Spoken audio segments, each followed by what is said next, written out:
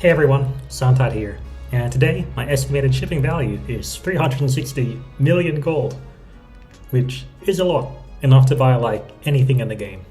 So yeah, so today's video we're going to talk about cooking and how cooking can get you stats and profit, get you a lot of money.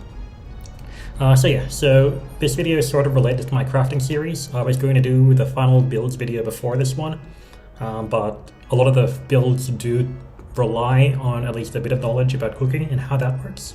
So I thought I would bring the schedule up a bit and do this one first. So yeah, I'd like to thank everyone who requested this video. But yeah, so today we're mainly going to be talking about how cooking gets you money and how cooking gets you stats. But first, to understand that, we need to talk about how food levels work, because levels are very, very important for all those things we want to do with our food. So I guess quickly before all of that, so if you haven't started cooking yet, it's very, very easy. You can just talk to Porcupine and ask Porcupine for a cooking tool. There are a bunch of these, each to cook different things, and you also get recipes from Porcupine by buying recipe bread from him. So that's how you learn how to cook. But yeah, okay, so first topic, how do food levels actually work? So food levels are different from crafting levels. When you're crafting, you can upgrade your equipment and whatever else. Here you can't really upgrade your food. Basically, the level of your food is just going to be the average level of all the ingredients you use, rounded down. So that's very, very simple. So a quick example, I guess. Let's go to my cooking table and let's go to the frying pan and make some miso eggplant. So if I have a level 1 eggplant, and only level 1 eggplant, I'll take the average level, which is going to be 1. And I should have in my inventory a level 1 miso eggplant, which I do. Of course, if I use a level 10 eggplant instead, I will have a level 10 miso eggplant, which you can see here. Easy. And if we have more than one thing, we just take the average and then round it down. So if I have a level 1 eggplant and a level 10 eggplant, the average level of those two things will be 5.5, so round that down and you will get a level of 5. So this miso eggplant I make is level 5, which we can see over here. Easy. So you can add extra ingredients whenever you use things, and the name of that final item will be in blue, as you can see here. So this miso eggplant's name is in blue, which suggests I use different items in it. In this case, I used extra eggplants to make the miso eggplant. So here's some other examples as well, I guess. Basically, if you have one item that's level 1, the maximum level you can get for your overall item is level A, even if you put level 10 on everything, because you'll get 8.5, which rounds down to 8. And yeah, so the average level also includes any extra ingredients like those extra eggplants, but if an item needs 2 ingredients, then you'll take the average of those as well. So yeah, levels are very, very easy. But what do levels actually do, and how does it affect selling? So every cooked food item has a sale and buy price. So this level 1 miso eggplant sells for 375 gold, and you buy it for 1800. Whereas this one, which was level 10, sells for a larger amount, so from 375 to 1,125. That's a lot of money, that's a lot of difference. The one that's level 5 costs 468, which isn't that much more than 375, but is quite considerable. Basically, these prices increase with the level of the item, so a higher level will always be worth more than a lower level of the same item. But what's really important to know is that raw ingredients have the same buy cost no matter the level. So if you go to my eggplants, for example, these level 1 eggplants cost 950 gold to buy, whereas level 10 eggplants also cost 950 gold to buy. So high level ingredients cost the same amount of money. The sell price is different, so these level 10 eggplants sell for 380, whereas the level 1 ones sell for 190. So the sell price doubled, but the buy price stayed the same. This is really, really important because, as you may know, if you ship high-level vegetables and flowers, you can buy high-level versions from the shops. So if I go to Blossoms, and I ask her to show me seeds and groceries, I can buy level 10 bok choy seeds because I sold level 10 bok choy in the shipping box. And yep, so I can buy a level 10 golden pumpkin instead of just a level 1 version because I sold a level 10 golden pumpkin before in the shipping box. This only works for vegetables and flowers, so fruit will always be level 1. Things like rice and chocolate will also always be level 1. But yeah, so this is still very, very important and still very, very good because basically, because the price of the cost of the raw materials stays the same, but the sell price increased. This means we can actually make a lot of money just by buying the ingredients, cooking, and then selling the finished result, which is really, really weird.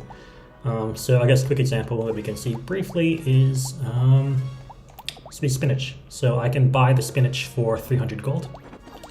Let me just put this in my inventory. But if I go to my cooking table, go to my pot, I should be able to make boiled spinach, which I'm going to do now. And even though that first spinach costs 300 gold, I can sell it after I've cooked it for 1020. So I just made 720 gold by buying spinach and cooking it, which is very, very nice. That's like triple the profit for doing nothing, basically. So yeah, so this is a lot of how making money in Rune Factory works. You can either grow the crops yourself, which will be even cheaper, or just buy them, which is faster, cook them, and then sell them. And so this is really, really interesting and really, really important when levels come in, because the price of food doesn't increase linearly. The price of higher level food increases much more than low level food, which is what we saw with the miso eggplants, where the level 1 version cost 375, the level 5 version cost about 100 extra gold, but the level 10 version costs like 800 extra gold. So I've plotted the price increase per each level on this plot over here. Basically, level 8 food costs twice as much as level 1 food, so you get twice the sale price. And level 10 food costs triple the sale price. So getting those last 2 levels are very, very important, but every level helps. Now, because we can just add any ingredient we want to increase the level, this means that you can do something silly like add level 10 turnip seeds. So that will usually increase the profit. So basically, for example, if we go back to my frying pan, go back to my miso eggplant. So if I have this level 1 eggplant, I can just fill in the rest of the ingredients with turnip seeds that are level 10. And like we said at the beginning, if we have one level 1 and 5 level 10s, the total level becomes 51, which has an average of 8.5. So the total level will become level 8, and thus I can sell this for 750. Basically, I just increased the level of the level 1 item to level 8 just by adding in 5 turnip seeds. So the price doubled just by adding 5 turnip seeds, and turnip seeds are very, very cheap. You can buy turnip seeds from Blossom for 10 gold. So I just put in 50 gold and I doubled the price of my item, which is really, really good. So yeah, so adding turnip seeds will almost always increase profit. And so if you're just starting up, making sure you can get level 10 turnip seeds is going to be very, very profitable if you want to do that. So yeah, here is a bunch of different foods that get you different profits, depending on your skill level. A spreadsheet was compiled by TokenX on GameFAQs. I'll link to their spreadsheet in the description of this video. But basically what TokenX did is he looked at every single item in the game, every single cooked food in the game, saw how much they sold for, and saw how much you can buy the raw ingredients for from the shop. He just took the base level and then assumed you just filled the rest up with turnip seeds. And basically figured out how much profit you get for each thing. So the first thing that's really profitable is going to be your pickles, which needs a cooking skill of 10, which is very, very low. And you're going to be able to sell that for 315 and make a profit of 65 gold per pickles you sell, which isn't very much, but it'll get bigger really, really fast. With sweet potato, you can get 700. You can sell for 720, Grilled miso you can sell for 1,180, and ketchup you can sell for 3,900 gold. This very, very rapidly increases. So basically by mid-late game, you'll be able to sell pizza and salad for almost 20,000. And towards the end of the game, once you have very high cooking skill, you can end up selling Turnip Heaven for almost 500,000 gold per sale, and gold juice for for over 2 million, with a profit of almost 2 million gold because the raw materials are very, very cheap. That basically ended up being what I was doing at the beginning, where if we actually go to my shipping box, the entire thing is just filled with gold juice, and each gold juice sells for 2.4 million gold, and I spent about 700,000 gold just to buy the actual stuff. So I just bought the stuff for 700,000, mixed it together, and sold it for 2.4 million gold, which is huge. And I just filled up everything with this. So this is basically the max amount of gold you can get in a single day with the shipping box. But yeah, so basically this is just all about how you make profit with food. You buy stuff, you can cook them, and depending on where you run the game, there's different food that gives you different sales prices and different profit. So yeah, that's basically going to be it for making profit. So here we're going to get to what I think is a bit more interesting, which is how stats work. So basically each different food item alters your stats. So let's go back to my actual inventory, and we can see, for example, a few gold juices I've saved for myself. This gold juice grants you different stats. So it heals me, it heals my RP, and it increases some other stats. So it increases my HP max by 4%, my RP max by 1%, gives me a bunch of other stats, a huge amount of intelligence, and some resistances, which is very, very nice. So you can see that here briefly, I guess. You can see my intelligence right now is 2026.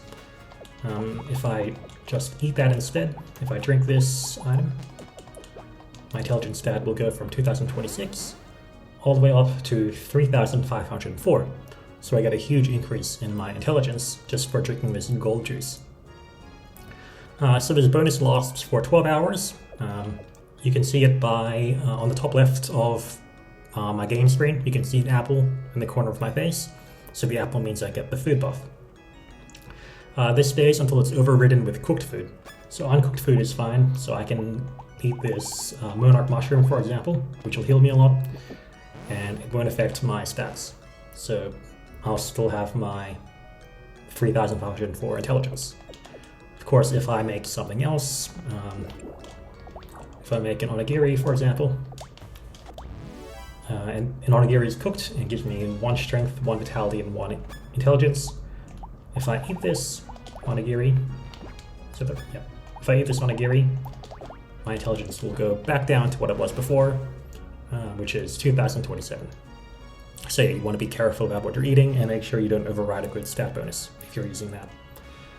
But yeah, so the bonus of each of these stats increases by 12.5% for each level.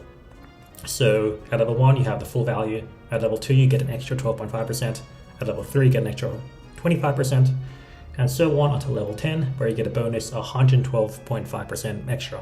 So you get over double the initial benefit. You can see that with the gold juice, for example, where the base gold juice says it should increase it by, for example, my fire res by 10%. Instead of increasing it by 10%, my level 10 gold juice increases it by 22%. So times 2.125 bonus. So yeah, so levels are also very, very important for stats, but unlike prices, which increase increasingly, food stats increase linearly, so every level is worth the same amount. But that's not all. So each item also has a hidden effect on the final recipe. What this means is that basically, let's go and make my onigiri again, for example. So if I make a level 1 onigiri, I should get 220 HP. If I just make a level 1 onigiri, you'll see that this onigiri doesn't just give me 220 HP, it gives me 230 HP. Basically, that's because every ingredient, every item I put in, has its own hidden stats. So rice has a hidden stat of HP plus 10. So every bit of rice I put inside my onigiri increases my HP by 10. Or every bit of rice I put in everything increases my HP by 10.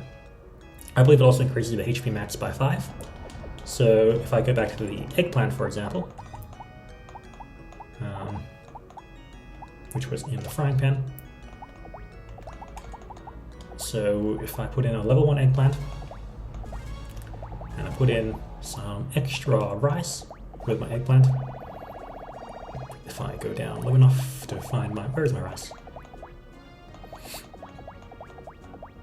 I might have run out of rice. Let's put in flour instead. So there's a miso eggplant with flour. And so, I guess we'll make some rice. Okay, so then let's make some rice with some flour as well.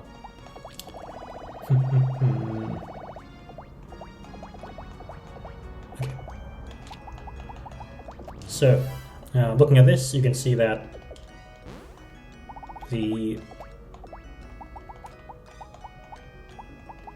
so here's the normal onigiri.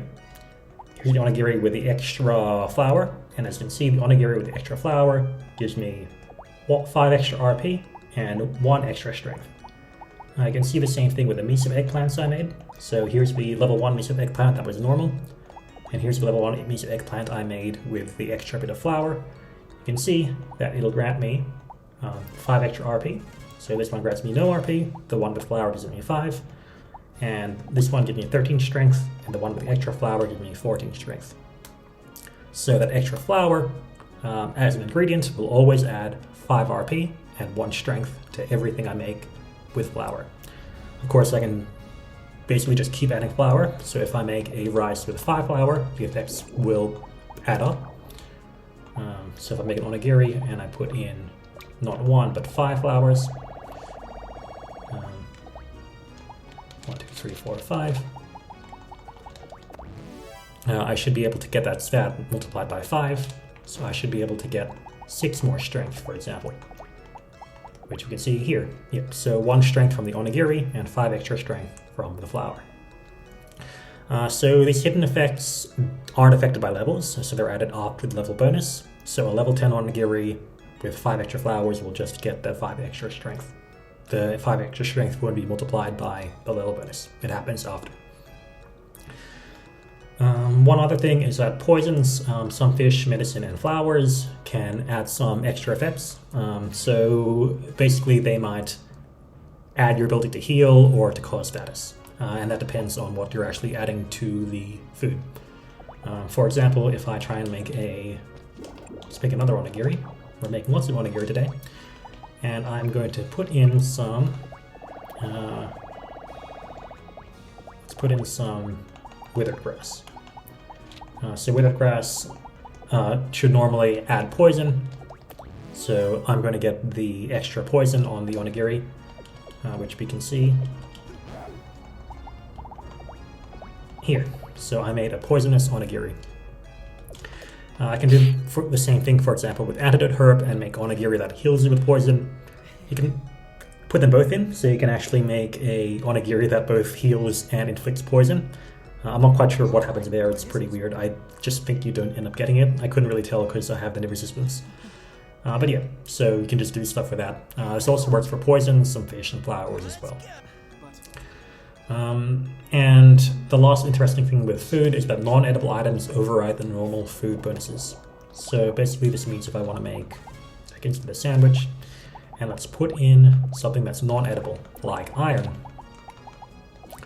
So normally the sandwich should give me some positive stuff, like 4,000 RP, 840 RP. This sandwich I made with iron will have instead negative stats. So the normal stat bonuses are 20% HP and 10% loss to maximum RP, strength, vitality, and intelligence. Here I basically get that. I get extra HP, that's just from the ingredients, which we talked about earlier, and the penalties are a bit higher than I say they are, and that's just because we are level 4. So the extra level increases the magnitude of these abilities as well. it works in the negative stuff. Do keep in mind that this is going to be different from failed dishes. So failed dishes are what happens if you just don't do the recipe at all. So I got the bonus because, well, I got the bad food because I put in a non-edible ingredient. But if I just completely failed the recipe instead, and I just don't make it properly, then instead I get failed dishes, which you can see here. And failed dishes work the same, they have the same level bonus as well. So yeah, so that's just how stats work for the food in general. So briefly, some ingredients are better than others. So early game, these are the ones you might care about. So palm grass increases poison attack by 15%. So this one's pretty interesting and weird. Basically, I can just make anything I want. Let's make another sandwich. And I put in the pom-pom grass, which I can just grow in my farm.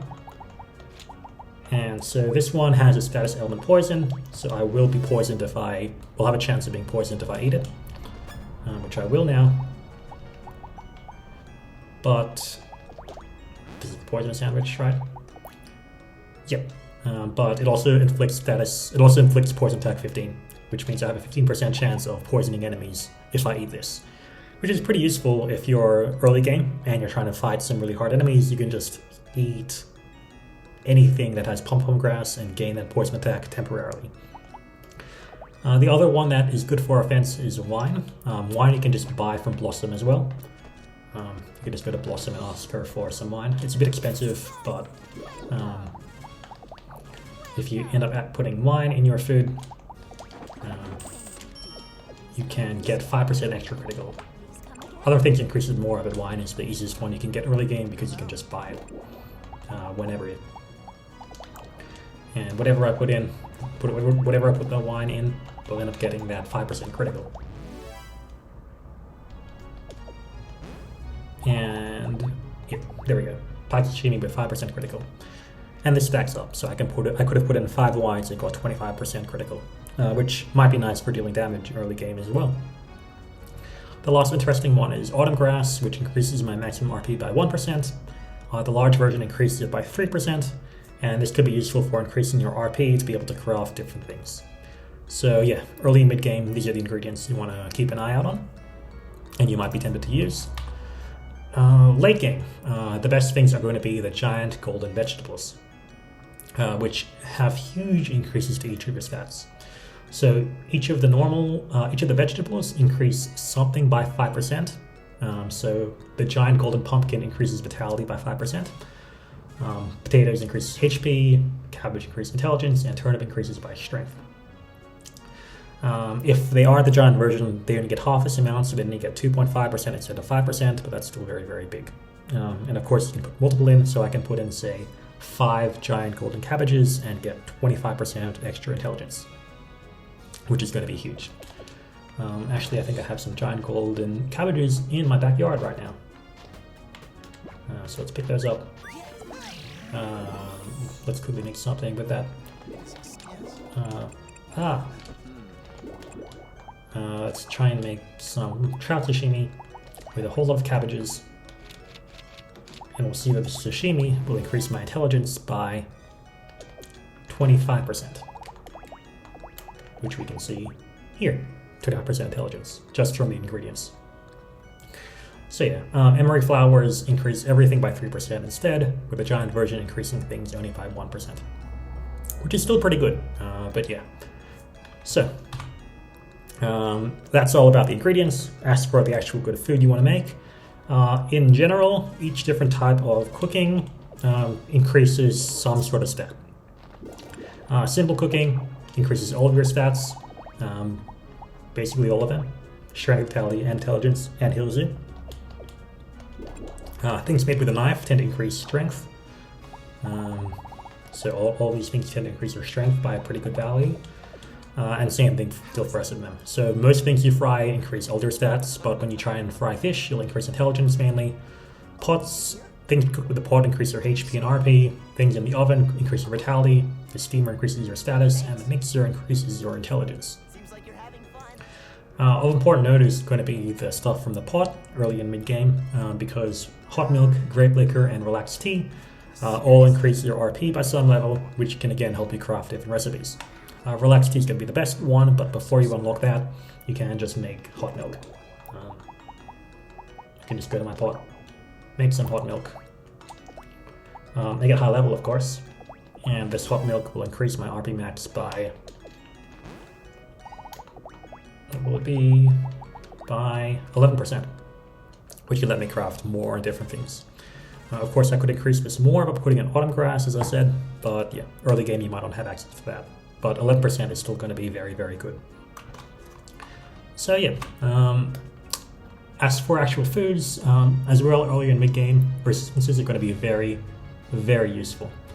So one of the best things to cook, it turns out, oddly enough, is actually going to be ice cream, just because it increases your fire resistance by 30%, and the skill level is very, very low. Basically, I can just make, I can just go to my mixer, and my mixer I can try and make ice cream. I'll need some sweet powder to make it, so I can just go into the chemistry set, make some sweet powder with just level 1 apple, but as we said before, we can increase the level just by putting in some turnip seeds.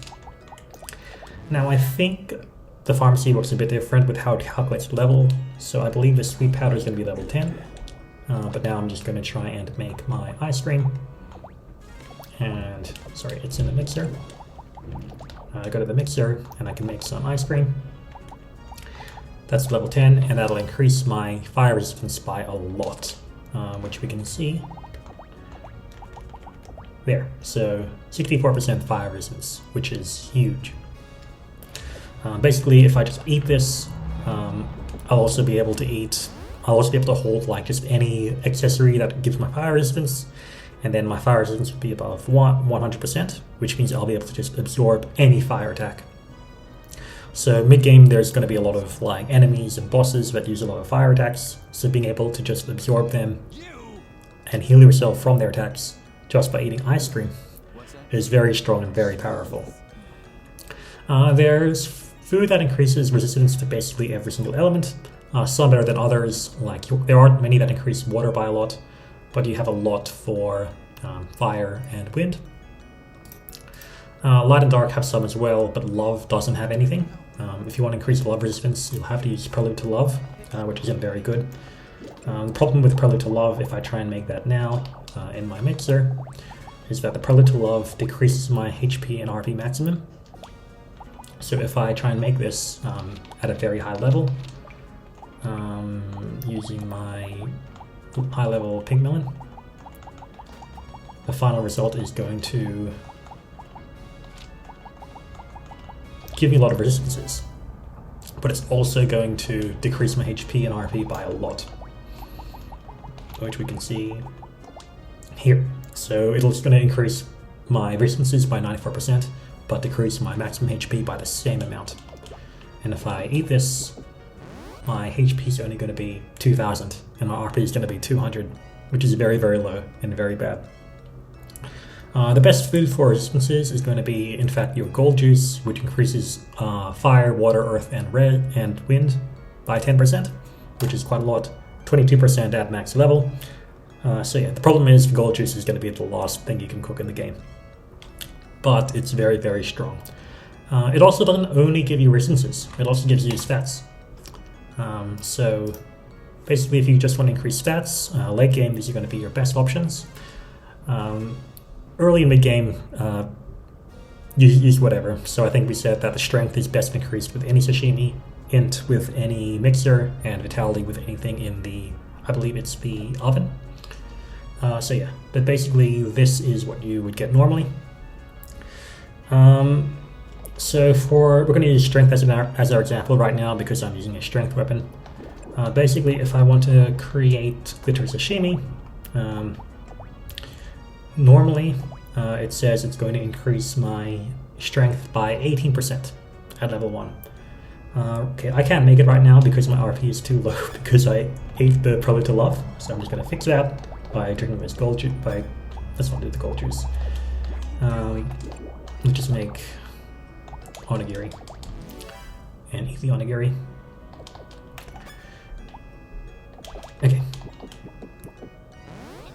So I can do... Okay, let's heal myself up as well.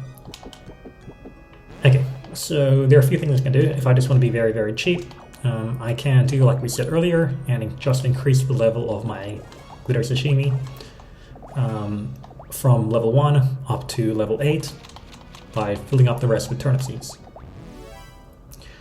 And now I should have a level 8 glitter sashimi, which should increase my stats by almost double what it says. So from 18%, which it should be, up to 34% just by putting in turnip seeds.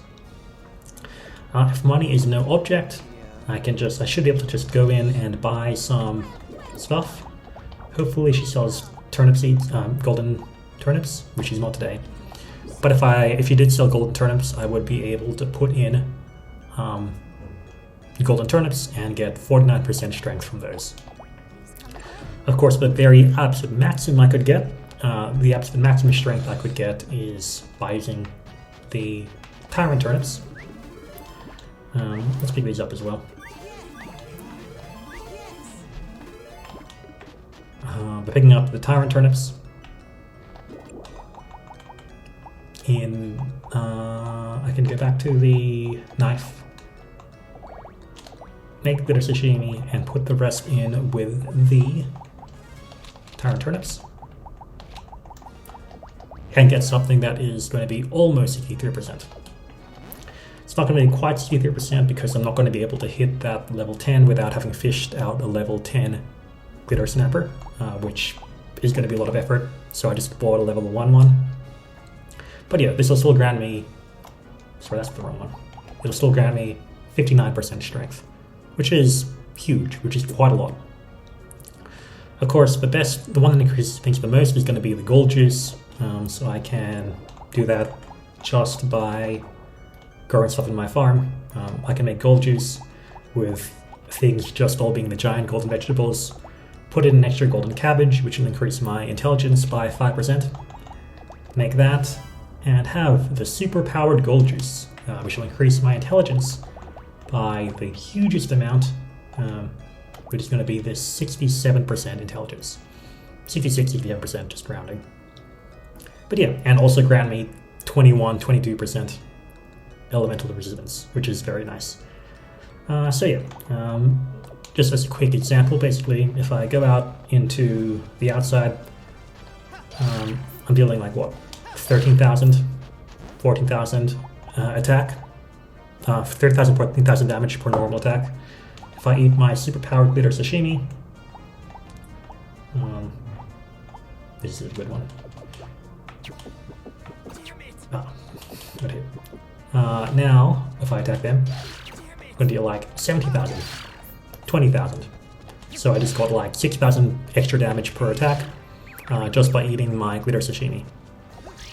So yeah, basically free damage just for eating stuff, and that's going to be very, very good. Of course, so it might be a bit of effort just to, get tyrant turnips just to make glitter sashimi, but so we can get still pretty high values just by using turnip seeds. And gold juice as well. And the good thing about gold juice is that you increase your resistances as well, and this basically means that if you're taking into account food, stuff using intelligence and magic attack is going to be a bit better than stuff with strength. But yeah, they're both going to be very, very good, and food will increase your stats no matter what. So yeah, just briefly as well, we can also increase HP and RP. So HP is increased best with Royal Curry, and Relaxed Tea increases your RP. At maximum, you can get 581 plus 181 RP multiplied with your 59% extra bonus. The multiplication happens after the addition. So you get 581 added to it, and that 581 will also get the extra 59%. So with a max power Relaxed Tea, you'll increase your RP by a whole lot. So yeah, and that's basically it for this video. So in summary, you can raise food levels by adding level 10 ingredients. Turnip seeds are probably going to be your best option in most cases because they're very, very cheap. And this can make a lot of money. So if you're just trying to make money in this game, you can use this to make a lot of money. It's not necessarily something I recommend, but it's something that you can do if you want to increase your money that way. High-level food can also increase your strength, intelligence, elemental resistance, or RP mats, which is all going to be very useful no matter what you're doing. And all of these can also be increased with the right ingredients. So adding in the right ingredients can increase your stats that way. There's a full list of what ingredient does what in the data miner compendium, which I'll link in the description. But yeah, and that's basically it for this video. So next video will basically be building up on all of this stuff to go into the best final builds. But yeah, so stay tuned for that one, which should be maybe in a day or two, or it'll be after the new year, not quite sure yet. But yeah, so hope you all had a Merry Christmas. I hope you all do have a Happy New Year, if I don't see you before then. And yeah, thank you all so much for watching.